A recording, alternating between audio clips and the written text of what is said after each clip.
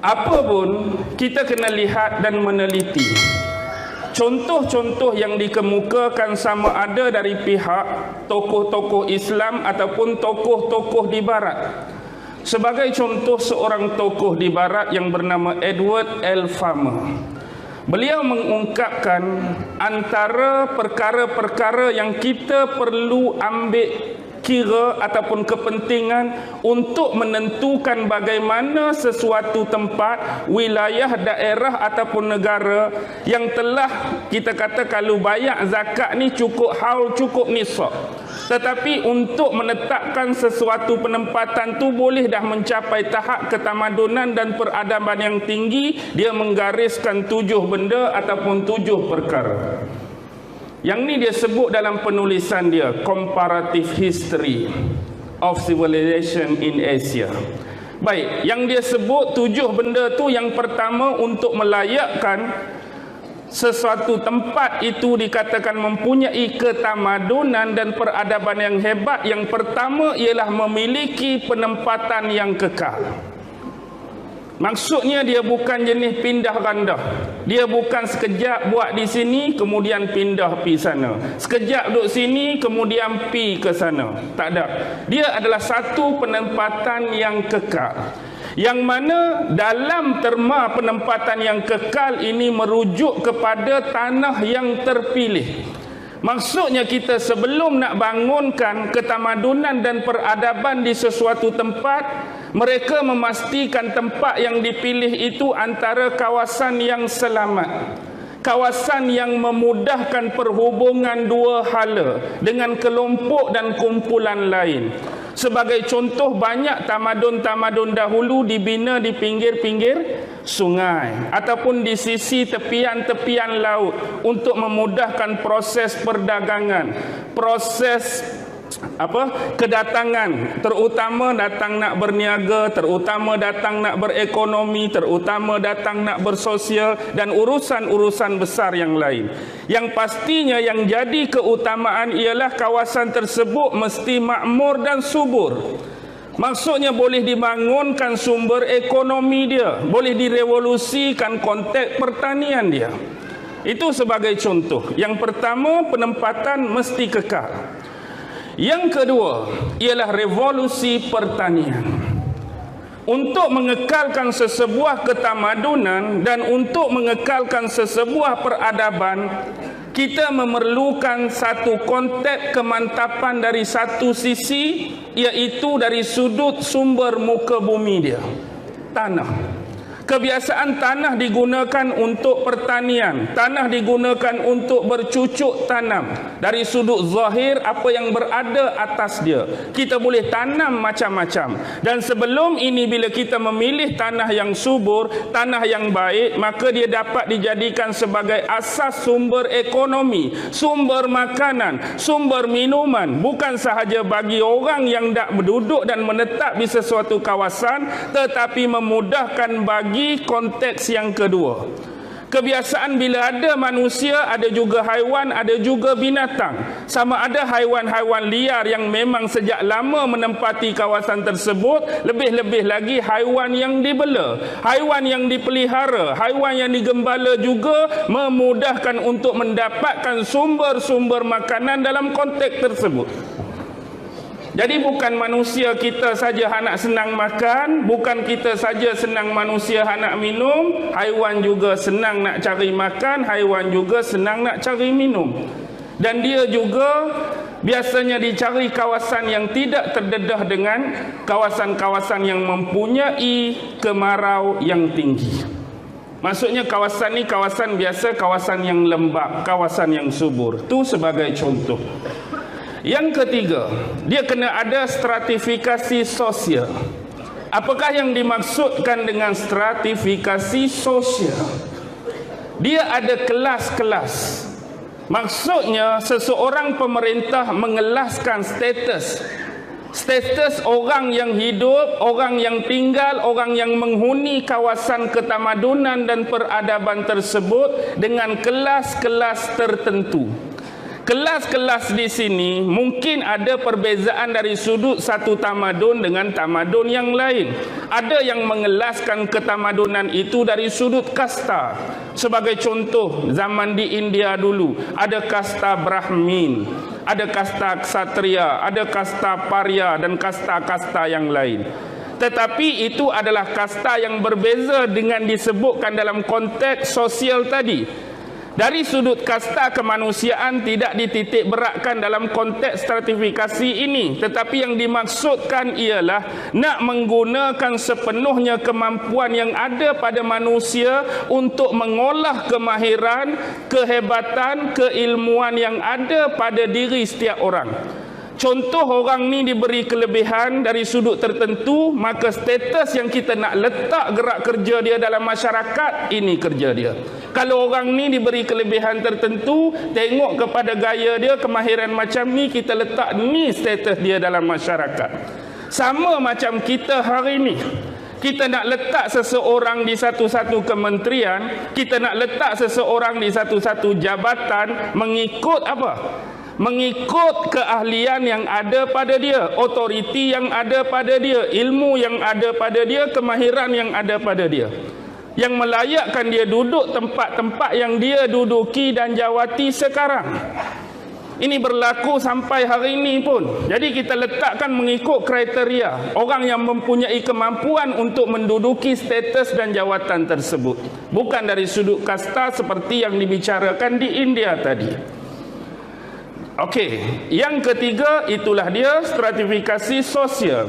Yang keempat, mesti ada unsur kehidupan beragama. Dalam banyak-banyak ketamadunan, ada ketamadunan yang diasaskan sumber-sumber dia daripada konteks keagamaan. Lebih-lebih lagi merujuk kepada tamadun yang kita nak bincang malam ni, iaitu merujuk kepada tamadun Islam. Memang sumber-sumber dia berasaskan kepada keagamaan. Tetapi kita kena tahu, antara sumber-sumber yang boleh terhasil sesebuah tamadun adanya di luar konteks keagamaan. Contohnya, sumber mereka terhasil dalam konteks kerohanian. Mereka ada juga bentuk-bentuk keagamaan, kepercayaan dan ritual tertentu. Sama seperti tamadun di Mesir dulu. Mereka ada kepercayaan kerohanian, mereka ada ritual, mereka ada pujaan tertentu, terutama kepercayaan terhadap dewa-dewa, yang kita panggil sebagai pantheon-pantheon. Ini istilah sejarah. Begitu juga tamadun Indus. Lagilah banyak orang-orang India, dia punya dewa lagi ramai. Dia punya kefahaman tentang dewa-dewa lagi tinggi. Ini antara tamadun-tamadun yang terbentuk dan terhasil dalam konteks spiritual kerohanian.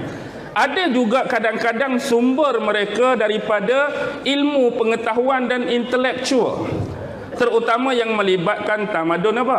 Tamadun Yunani. Banyaknya tokoh-tokoh besar mereka yang kita anggap sebagai ahli falsafah. Adanya nama-nama besar seperti Socrates, nama seperti Plato, nama seperti Aristotle, nama seperti Pythagoras dan sebagainya. Inilah contoh-contoh yang terhasil daripada apa? Kecerdikan, kecerdasan akal, intelek. Ada juga lebih jauh terhasil kerana kebendaan. Mereka gah kerana berjaya mendirikan bangunan-bangunan tinggi, bangunan-bangunan besar, bangunan-bangunan hebat. Contoh tamadun Rom. Tamadun Rom hak tinggal pada kita hari ini yang mereka bina 70 sebelum Masihi, bangunan Colosseum. Apa lagi yang mereka bina? Pantheon-pantheon. Pantheon ni merujuk kepada tempat-tempat pemujaan, ritual kepada dewa. Ada lagi Maximus Circus. Tahu tak Maximus Circus? Apa dia? Maximus Circus dulu, zaman tamadun Rom dulu, kalau di Byzantium Timur, mereka ada satu tempat yang macam kita lumba lari sekarang. Tapi di mereka dulu tak berlawan lumba lari. Mereka berlawan naik kuda, naik chariot. Letak kuda di depan, duk chariot, berlumba naik kuda tu. Dia panggil Maximus Circus tu. Kenapa Maximus? Kerana antara kuda yang paling hebat pada masa tu, nama dia Maximus. Sebab tu kalau kita tengok dalam cerita Rapunzel, Tangle tu, kuda tu nama apa? Tak payah tanya. M tu Maximus, maksudnya kuda tu hebat. Okey, tu contoh sumber keagamaan. Yang kelima, dia kena bersifat urban. Urbanisasi, dia ada sistem perbandaran. Maksudnya tamadun yang hebat mesti ada sistem bandar dia, ada lorong-lorong dia, ada sistem irrigation dia. Apa dia irrigation? Sistem-sistem saliran. Maksudnya dia nak masukkan sumber-sumber air tu macam mana? Dia kan ada pertanian, ada tanah-tanah, cakap nak piangkuk dari sungai satu baldi. Dia buatlah sistem irrigation. Maksudnya dia buat laluan-laluan air, sungai ke, dia buat aliran air nak bagi sampai kepada tempat-tempat pertanian. Ini banyak kita merujuk bandar-bandar besar. Mesti ada urbanization macam ni. Tapi jangan merujuk kepada filem Urban Legend tu dulu. Pernah tengok filem Urban Legend? Tu kes bunuh punya. Tak ada kena mengena dengan urban ni. Baik. Seterusnya, kena ada sistem tulisan. Biasanya tamadun dan hadarah yang tinggi ni mereka ada sistem tulisan yang tersendiri. Contoh zaman Nabi Ibrahim dulu, pemerintah mereka yang hebat, Babylon, Namrus, ada sistem tulisan sendiri. Kemudian zaman di Mesir, Fir'aun, ada tulisan-tulisan yang kita panggil tulisan hieroglifis, yang baca simbol-simbol, sekejap burung hantu, sekejap lambang kumbang, sekejap lambang tu, ada pemaknaan-pemaknaan di sebalik simbol tersebut. Zaman di tamadun Sumeria dulu, zaman Maharaja Hammurabi tu kan, ada tulisan pepaku suniform. Kita belajar sejarah tingkatan 5. Tingkatan 5 dah ni. Ke tingkatan 4. Tingkatan 4. Zaman saya tingkatan 5, maksudnya anda lagi advance. Kalau zaman saya ni tahun tingkatan 5 belajar ni, anda lagi advance.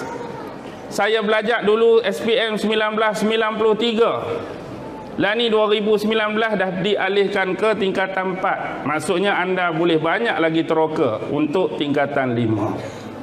Banyak tulisan di tanah Melayu kita saja, banyak tulisan rencong, tulisan Jawi, tulisan tu, tulisan ni, mesti ada asas tulisan. Baik.